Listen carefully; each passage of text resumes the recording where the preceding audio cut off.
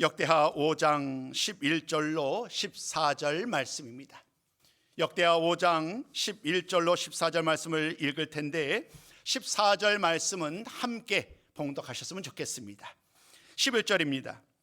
이때에는 제사장들이 그 반열대로 하지 아니하고 스스로 정결하게 하고 성소에 있다가 나오매 노래하는 레위 사람 아삽과 헤만과 여두둔과 그의 아들들과 형제들이 다 세마포를 입고 제단 동쪽에 서서 재금과 비파와 수금을 잡고 또 나팔 부는 제사장 120명이 함께 서 있다가 나팔 부는 자와 노래하는 자들이 일제히 소리를 내어 여호와를 찬송하며 감사하는데 나팔 불고 재금 치고 모든 악기를 울리며 소리를 높여 여호와를 찬송하여 이르되 선하시도다 그의 자비하심이 영원히 있도다 하며 그때에 여호와의 전에 구름이 가득한지라.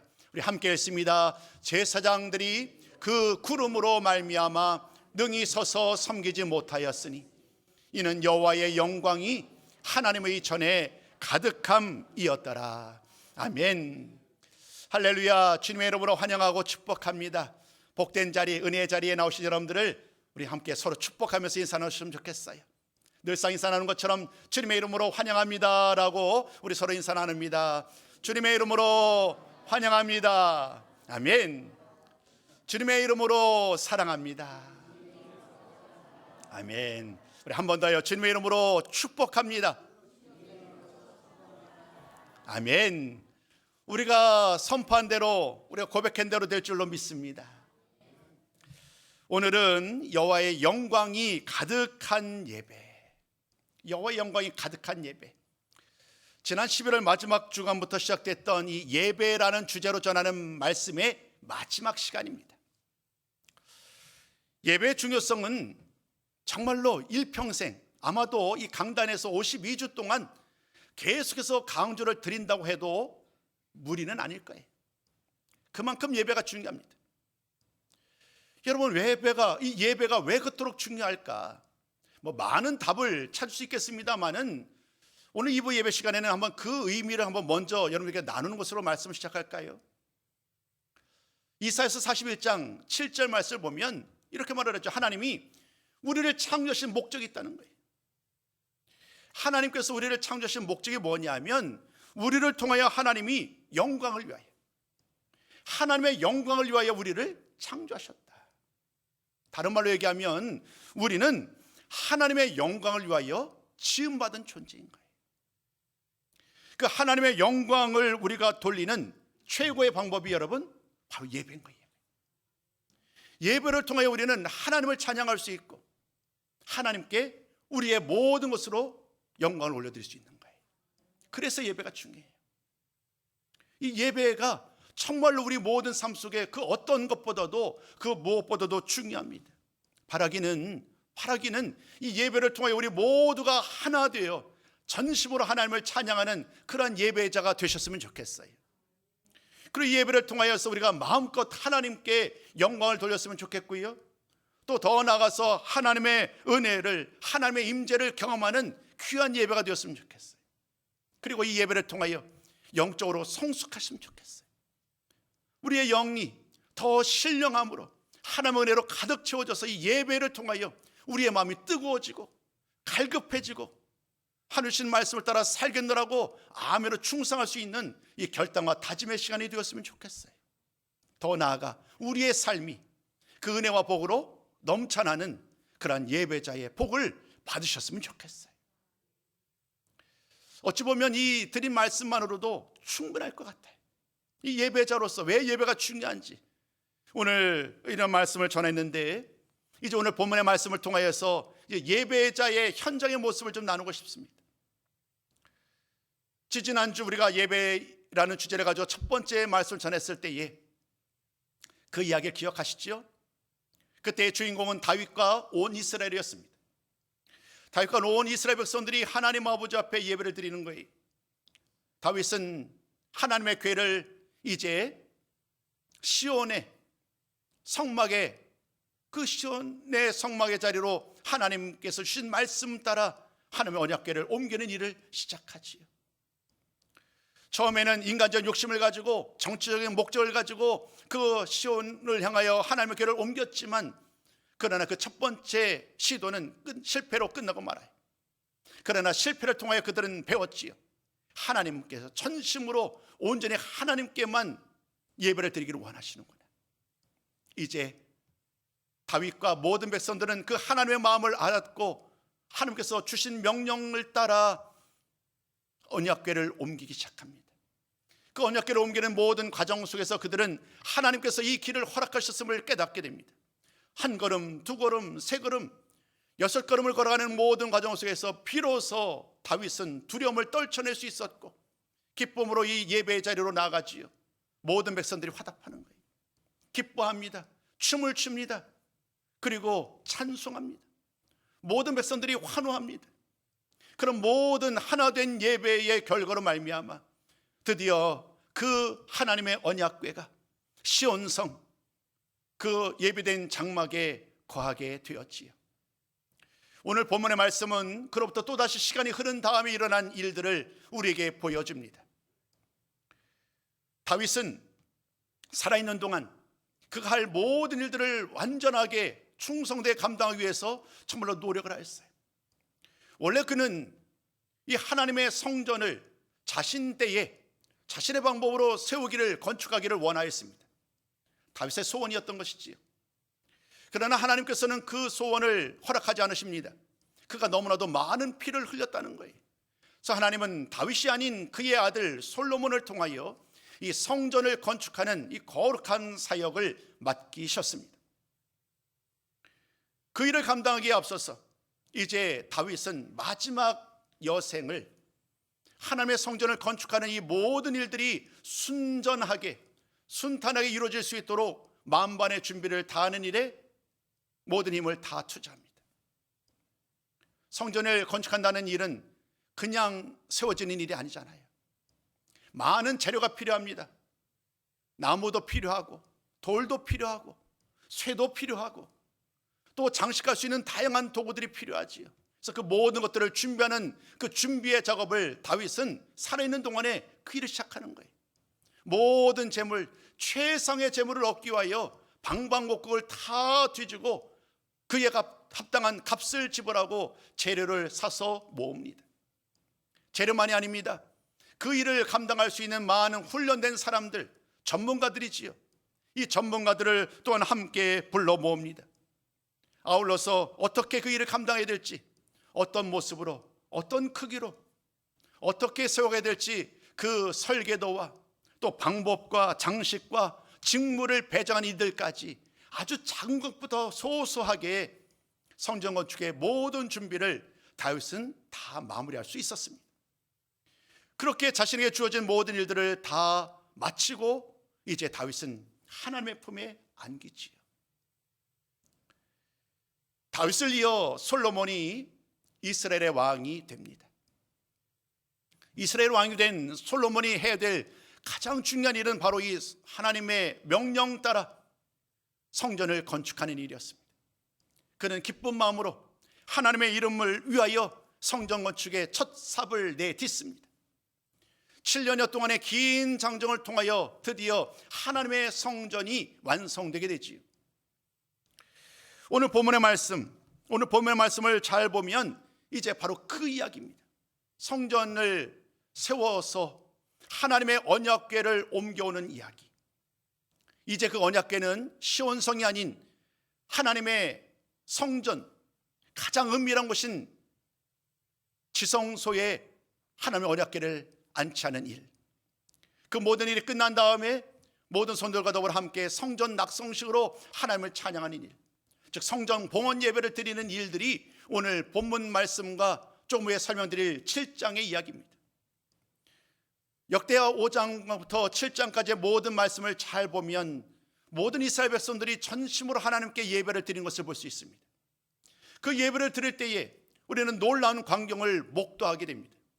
하나님의 영광이 그들에게 임하는 거예요. 성전에 정말 놀라운 하나님의 영광으로 가득하는 그런 역사를 눈으로 목격하는 거예요. 오늘 드리고 싶은 말씀은 이것입니다.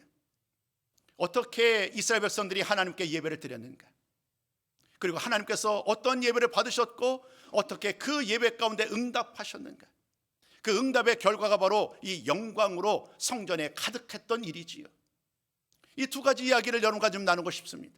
그래서 이 여호와의 영광이 임하는 이 거룩한 예배자가 되기 위하여 오늘 우리가 붙잡고 힘쓸 일이 무엇인가, 이것이 오늘 드릴 마지막 결론의 말씀이 되겠습니다. 자, 이제 말씀을 통해 한 가지씩 우리가 어떻게 하나님의 응답받는 예배자가 될 수 있을까에 대한 그 질문에 대한 답을 찾아보도록 하겠습니다. 첫 번째입니다. 첫 번째, 전심으로 예배할 때에 하나님께서 응답하신다는 거예요. 여러분, 이 말은요 새로운 것이 없어요. 우리 모두가 알고 있는 바예요. 근데 왜 어떤 예배는 하나님이 응답하시고 어떤 예배는 하나님이 응답하지 않는 걸까요? 또 반대로 어떤 예배는 내 마음속에 감격과 감사가 넘쳐나는데 어떤 예배는 내 마음이 아직 차디찬 마음으로 아무런 것도 동하지 않는 그런 예배자의 모습으로 예배를 드릴까요? 그 이유와 원인까지 우리 한번 말씀을 통하여 함께 나누는 시간이 되기를 원합니다. 이제 성전 건축이 끝났습니다. 성전 건축이 끝나고 솔로몬은 이제 그토록 소망했던 하나님의 언약궤, 하나님의 임재를 상징하는 이 언약궤를 이제 성전의 지성소로 옮기기 위하여 이제 첫 발걸음을 내딛지요. 솔로몬은 이스라엘의 지도자들, 장로들, 족장들이죠. 그들을 불러 모읍니다. 그런 다음에 이제 그 거룩한 사역을 위한 이제 첫 걸음을 내딛게 되지요. 오늘 우리가 11절부터 말씀을 읽었습니다마는 그 앞에 역대하 5장 1절부터 10절까지 말씀을 보면 그때의 이야기를 기록하고 있습니다. 일곱째 달 절기가 되었을 때에 솔로몬은 지도자를 모으고 하나님의 언약궤를 옮기는 그 일을 시작하게 됩니다. 그때예요, 다른 사람들이 그냥 있는 것이 아니에요. 모든 사람들이 함께 그 거룩한 행진에 동참을 합니다. 제사장과 레위 사람들은요, 그들 모두 자신에게 주어진 역할을 감당하는 거예요. 언약궤를 어깨에 맵니다. 그리고 언약궤만이 아니라 성막, 그리고 성막 안에 있었던 다양한 거룩한 도구들을 그들 모두 맨 채로 행진하기 시작합니다. 그 행진의 자리에 이스라엘의 모든 백성들도 함께 화답을 합니다. 그들은 찬양으로 화답하고요, 하나님께 드리는 예물로 화답을 합니다. 오늘 보니까 말씀 가운데 양과 소를 셀 수 없이 하나님께 드렸다는 거예요. 여러분, 이 모습이 예배의 모습이 아니고 무엇이겠습니까? 왕부터 지도자들과 모든 백성들이 하나 되어서 하나님께 예배를 드리는 그런 참으로 아름다운 광경을 지금 우리는 말씀을 통하여 보고 있는 거예요. 하나님의 언약궤가 하나님의 성전으로 옮기는 과정 속에서 그들 모두는 전심으로 예배를 드렸습니다. 오늘 본문 11절 말씀은 그 일이 끝난 다음에 일어난 일입니다. 이제 그들 모두가 전심으로 함께함으로 말미암아 안전하게 기쁨으로 하나님의 언약궤를 시온에서 옮겨온 그들, 이제 그들 모두는 성전의 지성소에 하나님의 언약궤를 안착하게 됩니다. 오늘 11절 말씀은 그 일과 관련해서 한 가지 중요한 사실, 우리가 놓치지 말아야 될 한 가지 사실을 강조합니다. 그것은 뭐냐면 제사장들이 스스로 정결하게 하였다는 거예요. 오늘 11절 말씀에 스스로 정결하게 하고, 하나님의 언약궤를 옮기는 이 일은 그냥 일상일이 아니잖아요.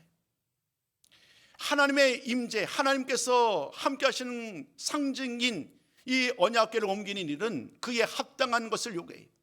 그에 합당하게 거룩하게, 그에 합당하게 가장 올바른 모습으로 나아가기를 원하는데, 오늘 제사장들은 그런 모습으로 스스로를 깨끗하게 하는 마음을 가지고 스스로 깨끗한 모습으로 그 귀한 일들을 감당을 하지요. 제사장들이 스스로를 깨끗하게 하고 이 모든 일을 다 마무리했을 때에 이제 드디어 그 지성소에서 나오게 됩니다. 무사하게 안전하게 모든 일이 끝난 것을 이제 눈으로 확인했던 백성들, 그들은 또다시 하나님을 찬양하는 거예요. 이제 드디어 모든 일들이 하나님이 기뻐하셨다는 거예요. 그 기뻐하시다는 그 일로 말미암아 모든 백성들이 기쁨으로 하나님을 찬양하는 거예요. 레위 사람들이요 수금과 비파로 또 모든 각종 악기들로 하나님을 찬양하는 거예요. 모든 백성들도 함께 아울러서 하나 되어 하나님을 찬양하고 감사 예배를 드리지요. 그 감사 고백이 이와 같았어요. 선하시도다 그의 자비하심이 영원히 있도다. 선하시도다 그의 자비하심이 영원히 있도다. 그 일을 위해 수고했던 다윗을 높이지 않아요. 그 일을 위해 수고했던 솔로몬을 높이지 않아요. 그 일을 위해서 양과 소를 많이 잡아들였던 자신들을 높이지 않아요. 왜냐하면 예배는 온전히 하나님만 받으시는 거기에, 이 예배는 온전히 하나님께만 영광 받으시는 예배이기에 그는 오로지 하나님의 이름만을 찬양할 뿐이에요. 선하신 하나님, 인자하신 하나님, 그 하나님 아버지 앞에 선하시고 인자하심이 영원하다라고 그들은 정말 목소리로 악기로 나의 모든 행동으로 하나님을 찬양한 거예요. 그 일이 있고 난 다음에 바로 놀라운 일이 일어나는 거예요. 그 놀라운 일들이 바로 오늘 우리가 읽으셨던 13절 후반절과 14절 말씀이죠. 온 이스라엘 하나님께 감사로 기쁨으로 예배를 드렸더니 제사장들이 더 이상 이 성소에서, 이 성전에서 자신의 직무를 감당할 수 없을 정도로 하나님의 전에 구름이 가득하게 되는 놀라운 일들이 일어났습니다. 여러분, 이 여호와의 전에 임한 이 구름이 상징하는 것이 뭘까요? 구약시대의 많은 이야기를 돌아보면 이 성전에 임한 구름은 바로 하나님의 영광을 상징하지요. 여러분, 우리 한번 말씀을 돌이켜보자고요. 수많은 영광이 임했던 그때요, 시내산에 모세가 오르게 됩니다. 시내산에 모세가 올랐을 때에 하나님이 시내산 꼭대기에 강림하시잖아요, 임하시잖아요. 그때에 그 시내산 꼭대기에 구름으로 강력한 불길로 아주 빽빽하게 임하였던 말씀을 우리는 출애굽기 말씀을 통해 보게 됩니다. 구름이 가득했던, 시내산에 가득했던 그 모습은 하나님의 영광 중에 그곳에 임하였음을 우리에게 보여주는 상징적인 의미겠지요. 그뿐만이 아닙니다. 이후로 이스라엘 백성들이 광야를 여정하는 모든 그 광야 여정 동안에 하나님은 구름 기둥으로, 불 기둥으로 그들과 함께 하십니다. 이 말은 하나님이 그들의 모든 여정과 함께 하시며 그들을 인도하시고 보호하셨다는 것이지요. 구름으로 함께 하셨던 하나님, 즉 하나님은 영광 중에 그들과 더불어 함께 하시며 그들의 걸음걸음을 인도해 오신 거예요. 그 여정은 오늘 이곳 하나님 앞에 성전을 건축하고 하나님의 언약궤를 지성소에 옮겨드리는 안치한 그 과정 속에서 다시 한번 하나님의 영광이 가득가득 성전에 임하였음을 오늘 본문의 말씀을 통하여 이야기를 합니다. 사랑하는 성도 여러분, 성전에 하나님의 영광이 가득 임하였다라는 이 말씀보다도 우리를 더욱더 감격하게 하는 것은 없습니다. 왜냐하면 하나님이 그들의 예배를 받으셨다는 것이 분명하기 때문에. 예배의 중요성에 대해서 오늘 잠시 서두에 말씀을 드렸습니다마는 이 예배라는 주제를 가지고 말씀을 준비했던 가장 중요한 저의 목적은 딱 한 가지였어요. 우리의 예배가 하나님이 기뻐 받으시는 예배가 되었으면 좋겠다. 우리 모두가 하나님께서 기뻐 받으시는 예배자가 되었으면 좋겠다. 그런 기대와 소망이 있었어요. 오늘 나는 여전히 부족해요. 여전히 내 마음속에 염려와 근심이 가득해요. 그러나 주님, 나의 연약함을 돌아보지 마시고 오늘도 하나님, 내가 전심으로 드리는 우리의 예배 가운데 하나님 함께 해주시고 나를 위로하여 주시고 나를 만나 주시고 나에게 샘을 주셔서 이 예배를 통하여 먼저 내가 새롭게 변화되고 이 예배를 통하여 마음껏 하나님을 찬양할 수 있는 예배자가 되게 하여 주옵소서. 이러한 기대와 소망이 있었어요. 그리고 오늘 우리는 이 말씀 가운데 그토록 전심으로 하나님께 예배했던 그 예배 자리에 하나님이 기쁨으로 응답했던 그 역사적인 현장을 우리가 함께 나눈 거예요. 하나님께 예배를 드리는 이 성전, 그들에게 성전은 단순히 예배의 처소가 아니었지요. 하나님의 임재하시는 하나님의 집이요, 또 하나님을 만나는 그 만남과 교제의 장소였던 거예요. 그래서 그들 모두는 하나님 앞에 전심으로 찬양하고 예배하는 일에 힘쓴 결과 하나님의 놀라운 응답, 영광 중에 임하신 하나님을 만날 수 있었습니다. 이제 다음 두 번째 말씀을 나누고 싶습니다. 전심으로 예배할 때에 하나님 응답하신다는 첫 번째 말씀에 이어서 두 번째, 전심으로 기도할 때에 하나님께서 응답하신다는 거예요. 이 말씀도 새로운 것이 없어요. 예배와 기도, 이것은 마땅히 우리가 드리고 있고 또 드려야 될 일인데 어떻게 기도 가운데 하나님의 영광이 임하셨을까? 우리는 또 다른 상황 가운데 일어났던 일들을 통하여 이 말씀의 의미를 함께 나누기 원합니다. 이 두 번째 말씀의 배경이 되는 본문은 역대하 7장입니다. 역대 5장 말씀, 오늘 본문의 말씀이 이제 하나님의 언약궤를 지성소로 옮기는, 하나님의 성전으로 옮기는 과정 속에서 일어났던 그 예배와 그리고 그 예배를 통하여 응답하셨던 하나님의 말씀이었다고 한다면 이제 그 지성소에 하나님의 언약궤가 이미 안치되었어요. 그 다음에 이스라엘 백성들은 하나님 아버지 앞에 성전 낙성식이라는 이름으로 감사 예배를 드립니다. 오늘날로 얘기하자면 성전 봉헌 예배예요. 이제 성전 봉헌 예배로 기쁨으로 예배를 드리는 거예요. 그런데 여러분 7장의 그 이야기에 앞서서 6장 말씀을 잘 보면 솔로몬이 하나님께 한 일이 있어요. 그게 뭐냐면 하나님께 기도를 드리는 일이에요. 봉헌 기도를 드리는 거예요. 성전을 우리에게 허락해 주심에 감사드립니다 라고 하면서 이 성전 봉헌 기도를 드리는데 그 기도가 얼마나 간절한지요. 그는 하나님 앞에 먼저 감사를 드립니다. 이 거룩한 일을 나를 통하여 이루게 하신 하나님, 그 하나님을 찬양하는 거예요. 그런 다음에 그는 기도 중에서, 기도하는 과정에서 간구를 합니다. 그 간구의 내용이 뭐냐면 이렇게 말하는 거예요. 하나님, 나의 아버지 다윗이 왕이었을 때에 하나님이 약속하셨잖아요. 다윗의 왕위가 영원할 것이라고 약속하셨잖아요. 하나님 아버지, 오늘 내가 이 여호와의 제단 앞에서 하나님께 기도하오니 하나님 아버지 그 기도를 들어 주시옵소서.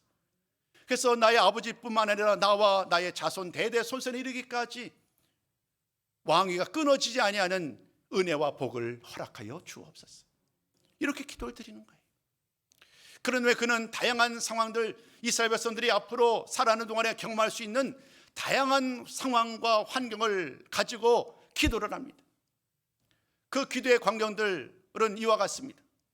때로는 전쟁에 실패할 때, 때로는 하나님 앞에 영광 중에 예배를 드려야 되는데 내가 부족하여서 죄 중에 나갈 때가 있잖아요. 또 여러 가지 다양한 문제들로 말미암아 하나님께 나올 때에 하나님, 우리가 있는 곳이 어디든 성전에서 예배를 드리든 혹은 성전을 바라보면서 그곳에서 기도를 드리든 하나님, 우리가 드리는 우리의 기도를, 우리의 예배를 들으시고 응답하여 주세요. 이렇게 기도를 하는 거예요. 그 말씀을 한마디로 요약하면 이거예요. 들으시고 용서하여 주세요. 들으시고 용서해 주세요. 정말 솔로몬은요, 감격스러운 마음을 가지고 하나님 아버지 앞에 간절한 마음으로 기도를 드린 거예요. 그 기도를 드리는 것을 끝마쳤을 때에 똑같은 놀라운 일들이 일어납니다. 이번에는 한번 말씀을 먼저 한번 읽어볼까요? 우리 한번 오늘 7장 1절 말씀입니다. 7장 1절 말씀을 같이 한번 읽습니다. 시작. 솔로몬이 기도를 마침에 불이 하늘에서부터 내려와서 그 번제물과 제물들을 사르고. 아멘. 하나님 앞에 간절한 마음으로 솔로몬이 기도했던 순간 하나님께 예배를 드리는 기 위해서 진설해 놓았던 그 많은 제물들, 그 모든 제물들이 하나님께서 불로서 태우시는 역사가 일어납니다. 불로서 태우셨다는 것은요, 하나님이 그 예배를 받으셨다는 거예요. 하나님이 영광 중에 임하셨다는 것입니다.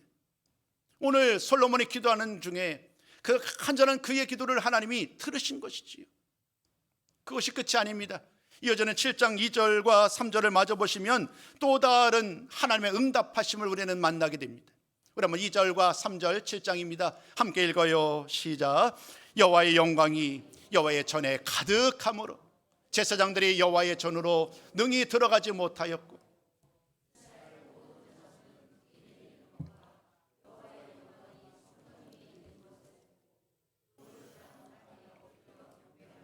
여호와께 감사하여 이르되 선하시도다.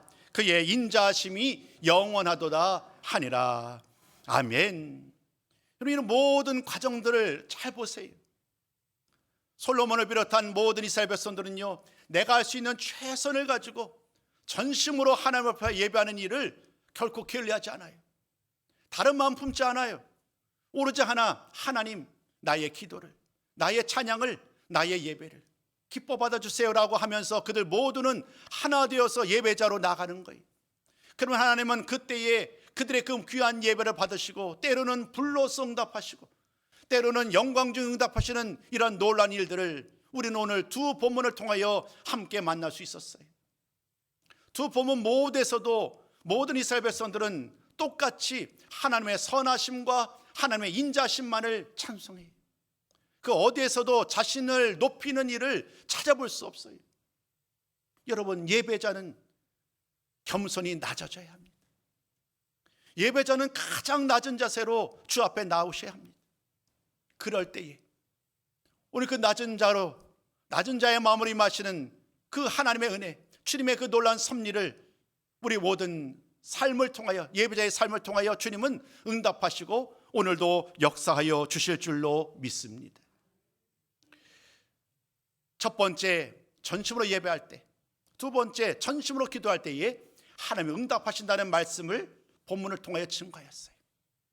이제 세 번째, 가장 중요한 적용의 말씀입니다.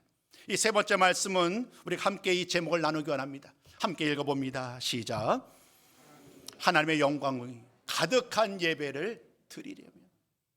여러분, 우리가 꿈꾸는 거잖아요. 우리 모두 늘 원하고 바라는 일이잖아요. 하나님의 영광이 가득한 예배를 드리려면 그러면 어떻게 해야 될까?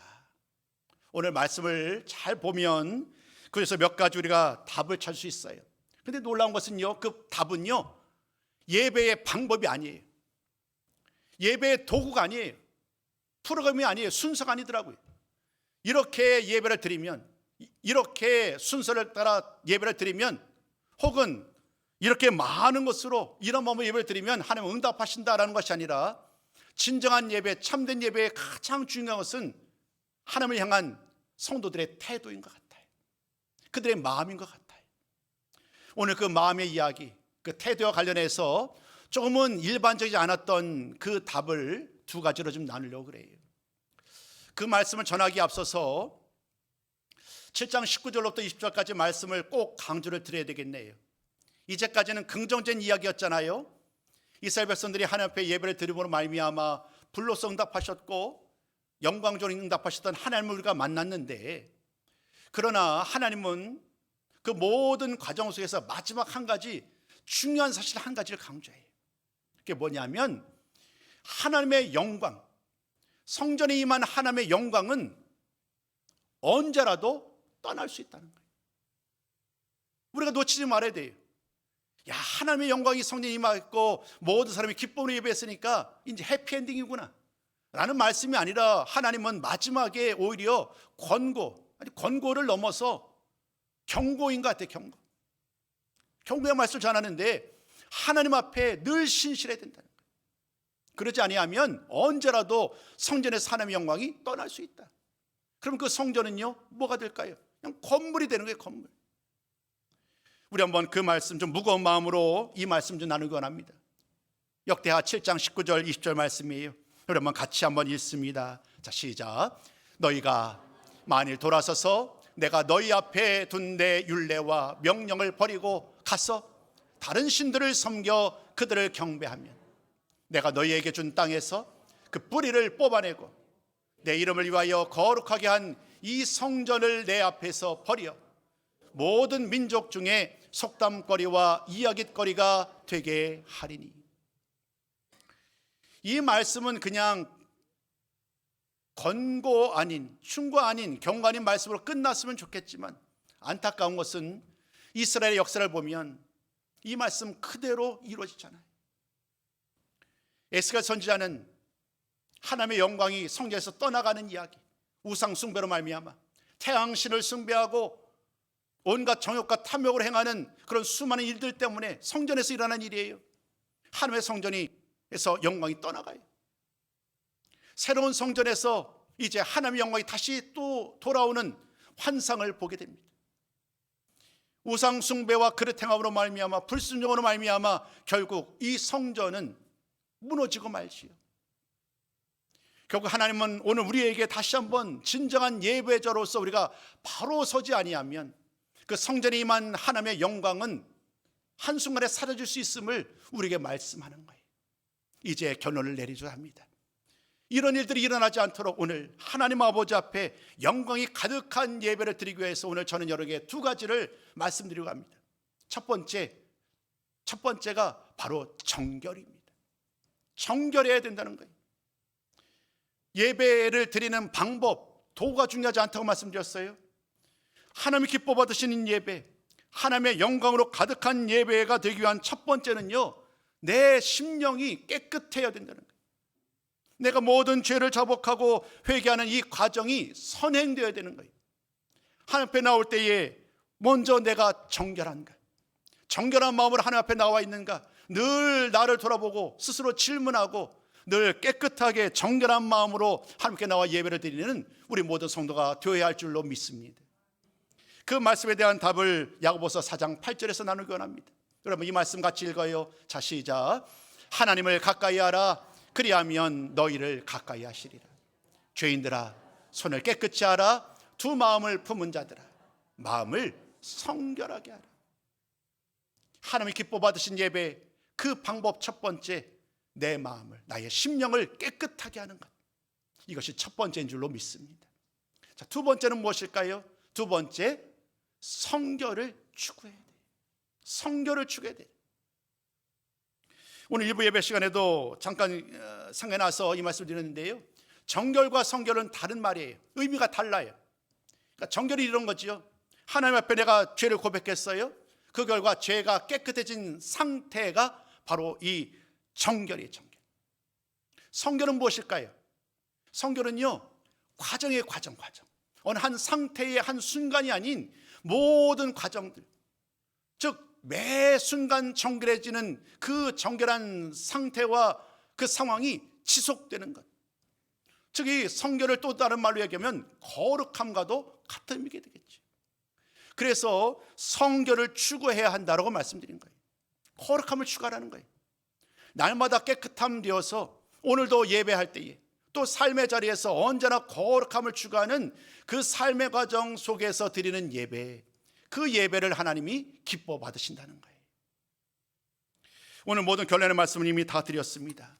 오늘 하나님 기뻐 받으시는 예배를 위하여 첫 번째 정결하자, 두 번째 거룩함을 추구하자, 성결함을 추구하자. 이제 이 말씀을 배웠으니 우리 모두 더욱더 이 귀한 일에 힘쓸 때에 하나님 오늘도 우리 예배 가운데 함께 하시고 우리의 예배를 기뻐 받아주시고, 때로는 불로써, 때로는 은혜로써, 때로는 하나님의 또 다른 응답하심으로 영광으로 우리의 모든 예배 가운데 함께 해주실 줄 믿습니다. 그러한 삶을 살아가시는, 그러한 예배자의 삶을 살아가시는 우리 모두 손님들 다 되시기를 주님의 이름으로 축복합니다.